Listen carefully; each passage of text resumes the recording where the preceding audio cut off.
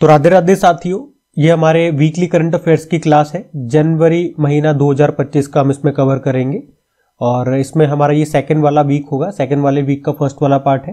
जो रेगुलर और पुराने स्टूडेंट्स हैं उनको पता है वीकली हम 2 पार्ट्स में करते हैं। क्यों करते हैं उसका रीजन मैं वीडियो में बताऊंगा, जो नए स्टूडेंट्स हैं उनको। तो अभी हम वीडियो स्टार्ट करते हैं। इसमें 4 दिन आएंगे, 8, 9, 10, 11। ठीक है, तो अभी हम बिना टाइम वेस्ट करे वीडियो को स्टार्ट करते हैं। तो सबसे पहला प्रश्न, इंपॉर्टेंट प्रश्न क्या है आपके सामने, क्या पूछ रहे हैं इसमें? तो इसमें पूछ रहे हैं कि हमारे जो गृह मंत्री अमित शाह, इन्होंने सीबीआई के एक पोर्टल को लॉन्च किया है, उसका नाम आपसे पूछ रहे हैं, नाम क्या है? तो सही उत्तर हो जाएगा भारत।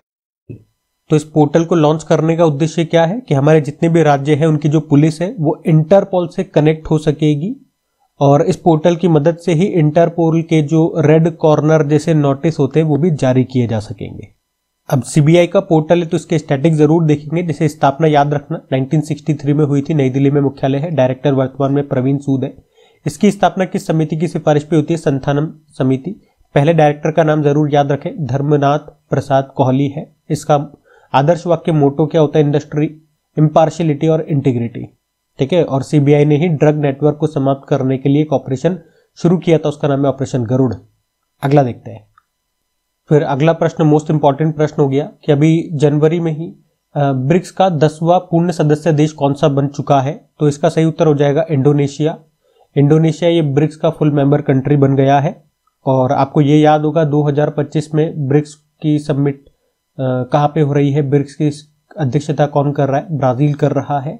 पिछले साल 2024 में ब्रिक्स को रशिया ने होस्ट किया था और ब्राजील ने किसको होस्ट किया था? G20 को होस्ट किया था, ये भी याद रखना। अच्छा, वैसे ब्रिक्स में बहुत सारे स्टूडेंट्स को ये कंफ्यूजन हो सकता है कि ये कहीं उन्होंने पढ़ा है, क्योंकि डेली करंट अफेयर्स वाली क्लास में कुछ स्टूडेंट्स ने मुझे कमेंट किया था। उन्होंने बोला हमने तो वहां पे पढ़ा है, ये यहाँ पे पढ़ाया, ये वहां पे पढ़ाया। ये 11 नंबर का सदस्य, जो कि बिल्कुल गलत है। ये इसका 10वां नंबर का सदस्य है, क्योंकि 2024 में मैं आपको बता दूं इसमें वैसे 6 देश शामिल होने थे। कौन कौन से थे? इजिप्ट, इथियोपिया, ईरान, यूएई, एक सऊदी अरब था और एक अर्जेंटीना था। अर्जेंटीना में क्या हो गया था? नई सरकार आई थी तो उन्होंने तो साफ मना कर दिया था। जो सऊदी अरब है वो कंफ्यूजन में था कि शामिल होना है नहीं होना, होना है नहीं होना। लेकिन 2024 का लास्ट आते आते उसने फाइनली मना कर दिया कि हम शामिल नहीं होंगे। तो इस तरह से 2 देश हट गए। ये वाला तो प्रश्न एग्जाम में 2-3 बार पूछा भी जा चुका है। ठीक है, तो इस तरह से आप देखोगे 2024 में फाइनली 4 ही देश है, 6 में से 4 देश ही शामिल हुए, इजिप्ट, इथियोपिया, ईरान और यूएई। और 5 पहले से थे, ब्राजील, रशिया, इंडिया, चाइना और साउथ अफ्रीका। तो 5 वो, 4 ये, 9 हो गए और अब ये इंडोनेशिया जुड़ गया। तो ये कौन से नंबर का हुआ? 10वें नंबर का हुआ। 11वां आंसर जो भी बता रहे हैं गलत है, 11 नहीं होगा। तो ये ध्यान रखना आप, है ना, इंपॉर्टेंट प्रश्न रहेगा एग्जाम के लिए। अगला प्रश्न देखते हैं। फिर अगले में पूछ रहे भी भारतीय एथलेटिक्स महासंघ के अध्यक्ष किसे बनाया गया है? तो आंसर होगा बहादुर सिंह सागू को बनाया गया है। इंडियन एथलेटिक्स फेडरेशन के प्रेसिडेंट बने हैं, ये ध्यान रखना है आपको। अच्छा, इन्होंने किनका स्थान लिया? ये प्रश्न भी ध्यान रखो। आदिले सुमरीवाला का उन्होंने स्थान लिया है। वो 2012 से इस पद पर बने हुए थे, इतने लंबे समय तक। और एक बार एग्जाम में इनका नाम पूछा जा चुका है, आदिले सुमरीवाला। अब उनके स्थान पे आ गए कौन? बहादुर सिंह सागू। फिर अगले में पूछ रहे हैं भी हाल ही में जारी आंकड़ों के अनुसार मेट्रो रेल नेटवर्क के मामले में भारत विश्व में कौन से स्थान पर आ गया है? तो सही उत्तर हो जाएगा 3रे स्थान पे आ गया है। और पहले स्थान पे चाइना है, फिर अमेरिका है। और अगर पूछे कि भारत 3रे स्थान पे आ गया किसे पछाड़ करके? तो जापान को पछाड़ करके। ठीक है, तो भारत के पास अब दुनिया का 3रा सबसे बड़ा मेट्रो रेल नेटवर्क की हम बात कर रहे हैं। ठीक है, चीन और अमेरिका हमसे आगे है, अभी जापान को हमने पीछे छोड़ दिया है। ठीक है, ये ध्यान रखना। अगला देखते हैं। बाकी जो नीचे जो भी पॉइंट्स लिखाए हुए हैं ये सारे स्टैटिक प्रश्न है, या ये उस तरह के प्रश्न है जो रिवीजन में लेकर के आता हूं, या एग्जाम में पूछे गए प्रश्न है। ये हम डेली करंट अफेयर्स में करते हैं। वीकली और मंथली में जो करंट अफेयर से संबंधित पॉइंट टू पॉइंट होते हैं वो चीजें मैं आपको बताता हूँ। इसमें रिवीजन या स्टैटिक इस तरह का कोई पार्ट नहीं होता है, वरना फिर वीडियो बहुत लेंथी हो जाएगा। तो हर चीज के लिए अलग अलग वीडियोस बने। जैसे कि डिटेल में जाना है तो वो डेली करंट अफेयर्स की क्लास है। पॉइंट टू पॉइंट चीजें पढ़नी है करंट अफेयर्स की ओनली, तो वो वीकली और मंथली हो जाता है। और क्विक रिवीजन करना है क्वेश्चन और आंसर के फॉर्मेट में, तो सुपर फास्ट रिवीजन सबसे लास्ट में आता है, वो है। और अगर उस तरह के प्रश्न करने जो कि एग्जाम में पूछे गए प्रश्न जो अभी करंट अफेयर्स में पढ़ रहे हैं उससे संबंधित कोई स्टैटिक प्रश्न जो एग्जाम में अभी तक पूछे गए हैं उसके लिए हम PYQ सीरीज लेकर के आते हैं, ठीक है, तो उसके लिए अलग सीरीज है। अभी अगला प्रश्न देखते हैं। देखो फिर अगले में पूछ रहे हैं विश्व युद्ध अनाथ दिवस कब मनाया गया, तो आंसर हो जाएगा 6 जनवरी को मनाया जाता है। और थीम क्या है, orphan lives matter, world war orphan day बोलते हैं इसको। फिर अगले में पूछ रहे हैं भारत का पहला जैविक मछली क्लस्टर ये कहां पर लॉन्च किया गया, सही उत्तर हो जाएगा सिक्किम में। तो हमारे जो मत्स्य पालन मंत्री हैं, पशुपालन मंत्री हैं कौन, राजीव रंजन सिंह उर्फ लल्लन सिंह, अभी उन्होंने ही सिक्किम में भारत के पहले जैविक मत्स्य पालन क्लस्टर का उद्घाटन किया है। इससे किसानों की इनकम बढ़ेगी और जलीय कृषि में स्थिरता को बढ़ावा मिलेगा। मुख्य उद्देश्य क्या है, एंटीबायोटिक, रसायन और कीटनाशक मुक्त जैविक मछली को बढ़ावा देना। तो याद रखना ये भारत का पहला जैविक मत्स्य पालन क्लस्टर का उद्घाटन कहां पे किया गया, सिक्किम में। अगला देखते हैं। फिर अगले में पूछ रहे अभी किस राज्य सरकार ने शहीद माधो सिंह हाथ खर्चा योजना को शुरू किया है, तो ये योजना शुरू हुई है उड़ीसा में। और क्या होगा इस योजना में, इस योजना के अंतर्गत सभी सरकारी और सहायता प्राप्त जो स्कूल है वहां पे 9वीं और 11वीं के जो आदिवासी छात्र हैं उनको 5,000 रुपए की वित्तीय सहायता दी जाएगी, ठीक है। तो ये उड़ीसा में शुरू हुई, ध्यान रखना। अगला देखते हैं। फिर अगले में पूछ रहे अभी प्रधानमंत्री नरेंद्र मोदी ने अभी केंद्रीय आयुर्वेद अनुसंधान संस्थान भवन की नींव कहां पे रखी है, आधारशिला कहां पे रखी है, तो सही उत्तर हो जाएगा नई दिल्ली में। तो मोदी जी ने अभी नई दिल्ली के रोहिणी में अभी केंद्रीय आयुर्वेद अनुसंधान संस्थान भवन की आधारशिला रखी है, याद रखना। इसे आप अंग्रेजी में बोलोगे जिसे आप बोलते हो करी, यानी कि सेंट्रल आयुर्वेद रिसर्च इंस्टीट्यूट, तो उसी की बिल्डिंग बन रही है। पूछेंगे अगर इसकी स्थापना कब होती है, 1971 में, अभी आपको बंगलुरु में मिलेगा। और अब इसकी बिल्डिंग बनाई जा रही है कहां पे, नई दिल्ली में, ये ध्यान रखना। और ये प्रश्न भी इंपॉर्टेंट है, ये एग्जाम में पूछा गया प्रश्न है। भारत का पहला अखिल भारतीय अनुसंधान केंद्र कहां पर मिलेगा आपको, नई दिल्ली में मिलेगा।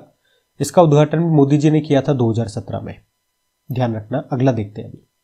फिर अगले में पूछ रहे हैं अभी दुनिया की सबसे उम्रदराज इंसान कौन बन गई है, तो ये एक नन है, नाम है इनाह केनाबारो लुकस। और पूछेंगे अगर किस देश की है, तो ये ब्राजील से बिलोंग करती है। इनकी उम्र अगर पूछोगे, मतलब किस उम्र में ये सबसे उम्रदराज इंसान बनी है, उम्रदराज में महिला कह दूं या उम्रदराज इंसान कह दूं, ठीक है। तो 116 वर्ष और 210 दिन इनकी उम्र रही जब इनको ये खिताब मिला सबसे उम्रदराज इंसान का, ठीक है। तो इनका नाम याद रखना। फिर अगला प्रश्न बड़ा इंपॉर्टेंट प्रश्न है। इसरो के अभी नए अध्यक्ष बन गए हैं, 11वें नंबर के अध्यक्ष बने हैं। नाम क्या है, तो आंसर होगा वी नारायणन। नारायण नारायण ऐसे याद किया था हमने। और इन्होंने किनका स्थान लिया, समीर। और इन्होंने किनका स्थान लिया, एस सोमनाथ का स्थान लिया है। वो इसरो के 10वें नंबर के अध्यक्ष थे, अब 11वें बन गए वी नारायणन। हम कहीं भी मंदिर जाते हैं तो कम से कम आपको पता है 11 रुपए का प्रसाद चढ़ाया जाता है। 11 रुपए का, 21 रुपए का, 51 रुपए का, 101 रुपए का, 501 रुपए का, 1001, इस तरह ही चलता है। तो कम से कम कितना, 11 रुपए का। तो नारायण भगवान को कितने रुपए का प्रसाद कम से कम चढ़ाना पड़ेगा, 11 रुपए का, इससे कम नहीं चढ़ेगा। तो 11वें नंबर के अध्यक्ष बन गए। और आपको पता है जो इसरो के अध्यक्ष होते हैं वो अंतरिक्ष विभाग के सचिव भी होते हैं। तो अंतरिक्ष विभाग के सचिव पूछेंगे तब भी यही उत्तर होगा, दोनों ध्यान रखना। बाकी इसरो के थोड़े से स्टैटिक देख लो। हेडक्वार्टर बंगलुरु याद रख लो, स्थापना होती है 1969 में। और मोटो होता है space technologies in service of human kind. फिर अगले में पूछ रहे हैं कि अर्थ रोटेशन डे ये कब मनाया जाता है, तो आंसर हो जाएगा 8 जनवरी को मनाया जाता है अर्थ रोटेशन डे के रूप में। और अर्थ से याद आएगा एक वर्ल्ड अर्थ डे भी होता है, वो याद रखेंगे आप, 22 अप्रैल को होता है। फिर अगले में पूछ रहे मोदवेथ महोत्सव ये किस जनजाति के द्वारा मनाया जाता है, तो सही उत्तर हो जाएगा टोडा जनजाति के द्वारा मनाया जाता है। यह भी पूछा जा सकता है कहां पे मनाया जाता है, किस राज्य में मनाया जाता है, तो तमिलनाडु फिर आंसर हो जाएगा। तो एक लाइन में याद रखो, तीनों आंसर आपको याद हो जाएंगे। मोदवेथ महोत्सव की बात कर रहे हैं, ये तमिलनाडु के नीलगिरी पहाड़ियों में जो टोडा जनजाति रहती है उनके द्वारा मनाया जाने वाला एक नववर्ष उत्सव है। क्योंकि इसमें एग्जाम में प्रश्न आ चुका है, यही सेम प्रश्न था, मोदवेथ महोत्सव हमने पढ़ा था। तो टोडा जनजाति याद रखना कहां निवास करती है, नीलगिरी की पहाड़ियों में, तमिलनाडु में ये उत्सव मनाते हैं, ठीक है। अगला प्रश्न देखते हैं। फिर अगला प्रश्न क्या है, अगला इंपॉर्टेंट प्रश्न है ये भी, कि 18वां प्रवासी भारतीय दिवस कार्यक्रम 2025 में मुख्य अतिथि चीफ गेस्ट कौन रहे, तो सही उत्तर हो जाएगा त्रिनिदाद एंड टोबैगो। आपको बताइए इस बार जो प्रवासी भारतीय दिवस है 18वें नंबर का था और कहां पे मनाया गया, उड़ीसा की कैपिटल भुवनेश्वर में मनाया गया, ठीक है। प्रवासी भारतीय दिवस कब मनाते हैं, वैसे 9 जनवरी को मनाते हैं। क्यों, क्योंकि 9 जनवरी 1915 को ही महात्मा गांधी जी साउथ अफ्रीका से वापस भारत लौटे थे, इसी उपलक्ष्य में 9 जनवरी को। इस बार 18वां है, कहां पे? भुवनेश्वर में। अब इसमें भी प्रश्न ये आ गया कि उसमें चीफ गेस्ट कौन रहे इस बार, तो त्रिनिदाद एंड टोबैगो के जो प्रेसिडेंट है वो रही है, क्या नाम है? क्रिस्टीन कंगालू। क्रिस्टीन कंगालू इनका नाम है, इनका नाम याद रखना। और इस बार प्रवासी भारतीय दिवस की थीम क्या थी? विकसित भारत की दिशा में प्रवासी भारतीयों का योगदान, डायस्पोरा कंट्रीब्यूशन टू विकसित भारत। अच्छा, अगर आपसे थोड़ा सा ये पूछ लेना कि पहली बार ये जो प्रवासी भारतीय दिवस सम्मेलन है इसकी शुरुआत कब होती है, तो 2003 में होती है। और शुरुआत किसने की थी? तो अटल बिहारी वाजपेयी जी ने की थी। अच्छा, ये जो देश है त्रिनिदाद एंड टोबैगो, यहां से भी प्रश्न बन सकता है, मैं आपको ये देश दिखा देता हूं मैप में। तो ये रहा त्रिनिदाद एंड टोबैगो, इसकी कैपिटल पूछी जा सकती है, पोर्ट ऑफ स्पेन इसकी कैपिटल होती है। ठीक है, ये साउथ अमेरिकी कॉन्टिनेंट है और यहीं पे ये देश है। अगला देखते हैं। फिर अगले में पूछ रहे हैं बेमौसम बारिश को प्राकृतिक आपदा किसने घोषित कर दिया, तो सही उत्तर हो जाएगा उड़ीसा ने घोषित कर दिया। इससे किसानों को फायदा होगा, बेमौसम जो बारिश होती है उनकी फसल खराब हो जाती है, तो अब अगर ऐसा होगा तो सरकार उनको मुआवजा दी। ठीक है, अगला देखते हैं। फिर अगले में पूछ रहे हैं कि भारत का पहला आयुर्वेदिक चिकित्सा उपकरण कौन सा है, क्या नाम है, तो आंसर होगा नाड़ी तरंगिनी। तो नाड़ी तरंगिनी है क्या? ये एक आर्टिफिशियल इंटेलिजेंस संचालित पल्स डायग्नोस्टिक डिवाइस है और अभी इसे केंद्रीय औषधि मानक नियंत्रण संगठन से स्वीकृति मिल गई है, जिससे अभी आधिकारिक तौर पर ऑफिशियली मान्यता प्राप्त भारत का पहला आयुर्वेद चिकित्सा डिवाइस उपकरण बन गया है। तो यह डिवाइस मॉडर्न टेक्नोलॉजी को प्राचीन आयुर्वेदिक प्रथाओं से जोड़ता है। और इसको तैयार किसने किया, बनाया किसने? अत्रेया इनोवेशन कंपनी ने, जो कि पुणे की एक कंपनी है। इन्होंने इसको 2016 में बना दिया था, लेकिन मान्यता इसे अभी मिली है और इस तरह से अब जाकर के ये भारत का पहला आयुर्वेदिक चिकित्सा उपकरण बन गया है। ध्यान रखना। अगला देखते हैं। फिर अगले में पूछ रहे हैं अभी 38 नंबर के जो नेशनल गेम्स है उसकी मशाल को क्या नाम दिया गया है? इस मशाल को भी नाम दिया गया है तेजस्विनी, इसका आंसर हो जाएगा।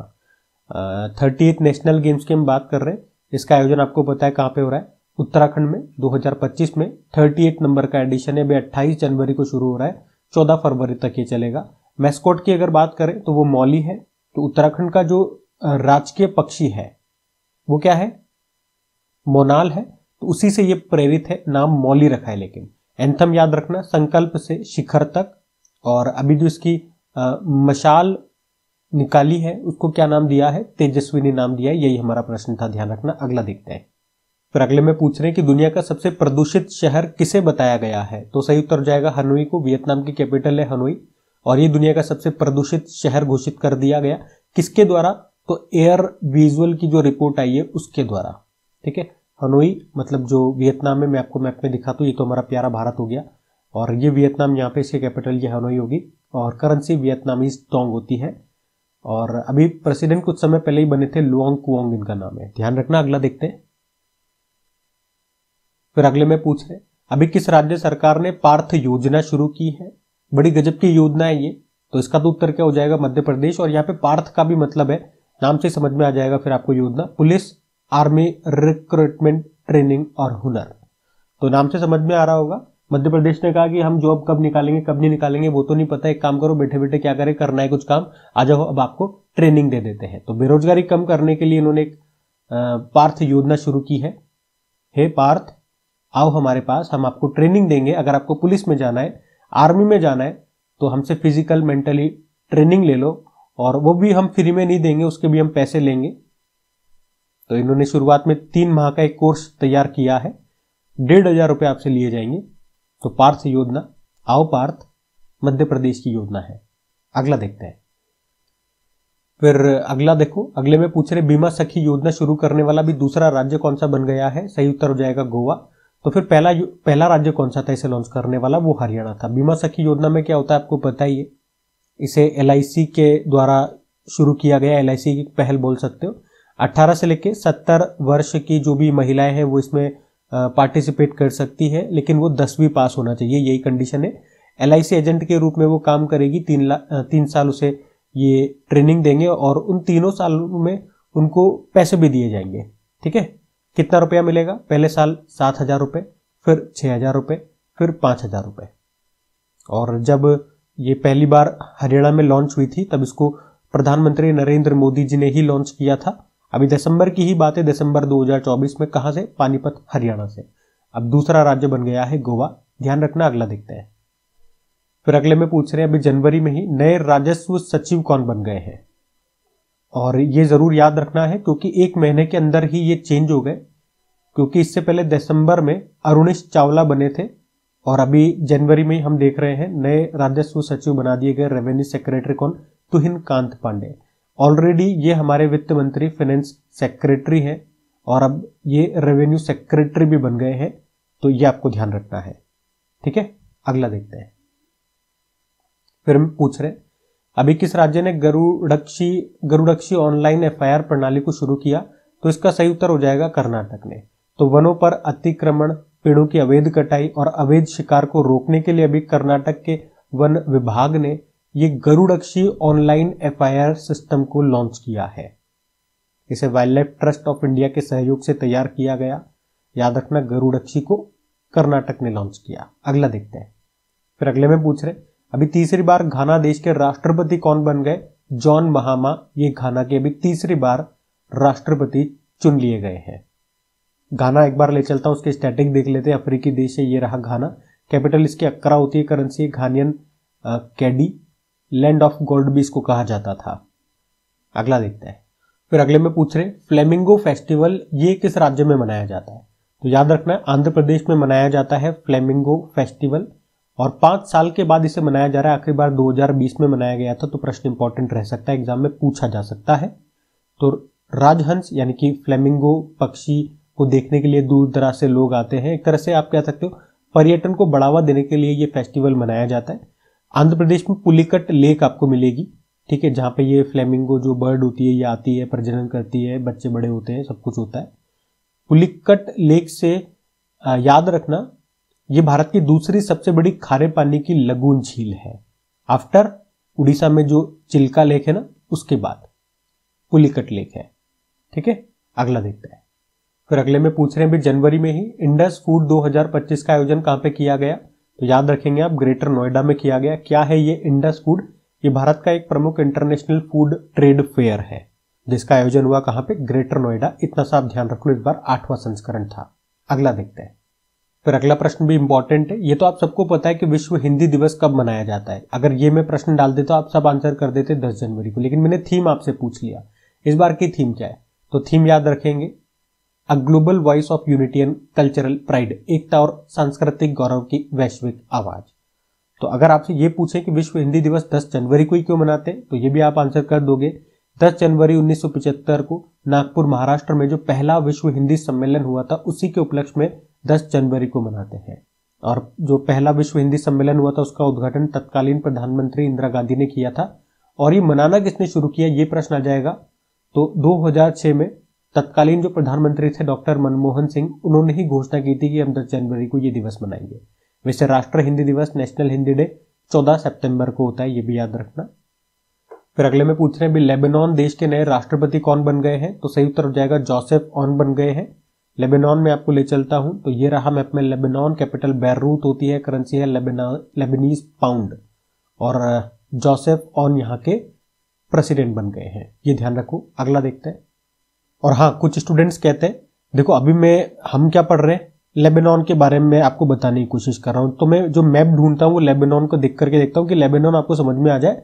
साथ में मैं इंडिया को भी रखने की कोशिश करता हूं बहुत सारी जगह, ताकि आपको ये पता लग जाए इंडिया की किस डायरेक्शन में हम जो देश पढ़ रहे हैं वो किस डायरेक्शन में आपको मिलेगा।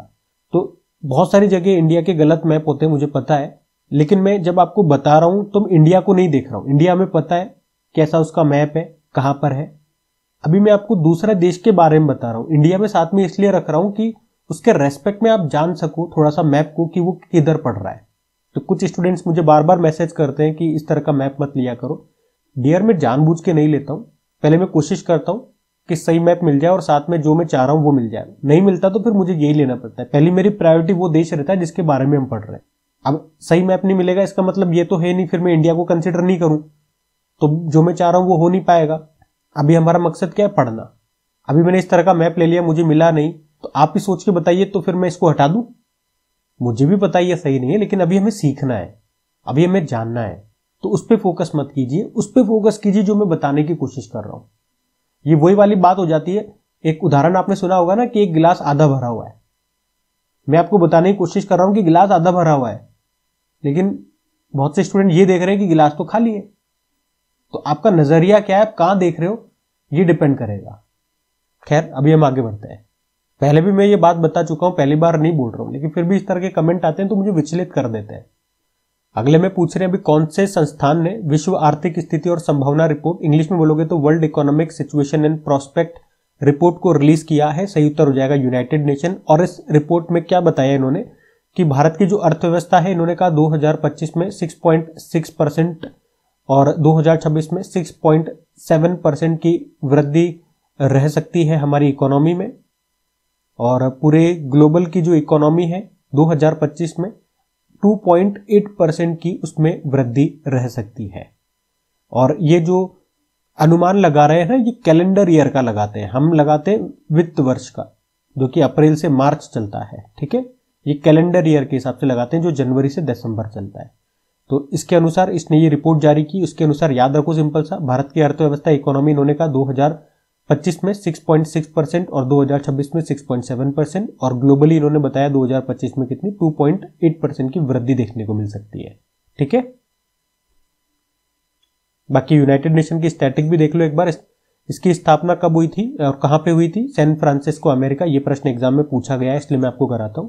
अभी वर्तमान में मुख्यालय आपको न्यूयॉर्क में मिल जाएगा। मेंबर कंट्रीज 193 है। 193 नंबर का साउथ सुडान 2011 में बना था। वर्तमान में सेक्रेटरी जनरल एंटोनियो गुतेरेस है, पुर्तगाल से हैं। पहले कौन थे? त्रिगबेली, नॉर्वे। ये प्रश्न भी एग्जाम में आ चुका है। अगला देखते हैं। फिर अगले में पूछ रहे अभी इंडियन पुलिस फाउंडेशन के नए अध्यक्ष कौन बनाए गए? तो सही उत्तर हो जाएगा ओपी सिंह बनाए गए। इतना सा याद रखना। अगला देखते हैं।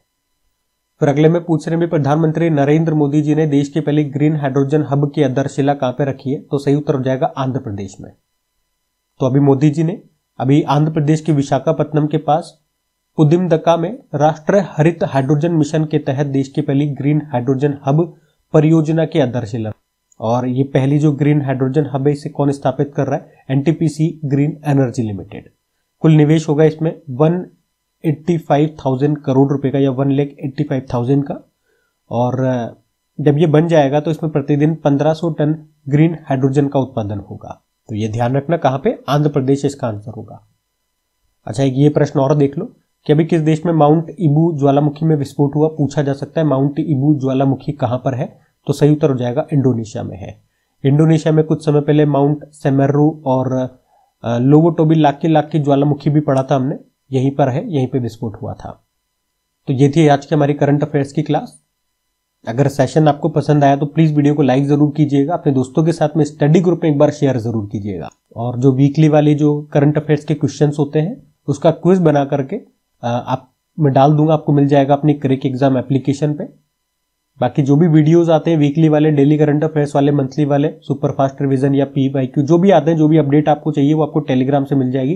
टेलीग्राम को ज्वाइन करके रख लीजिए, बिल्कुल फ्री में ज्वाइन कर सकते हैं वहां पे। और जो अपडेट होती है वो आपको मिलती रहेगी। बेल आइकन को प्रेस करने की जरूरत नहीं होती, एक बार आप ज्वाइन कर लेंगे तो नोटिफिकेशन आपको मिलते रहेंगे। यूट्यूब में क्या होता है, सब्सक्राइब करने के बाद बेल आइकन करते हैं, नोटिफिकेशन यहां से ही मिल जाते हैं, लेकिन कुछ स्टूडेंट्स को नहीं मिल पाते, तो फिर टेलीग्राम बेस्ट रहेगा आपके लिए।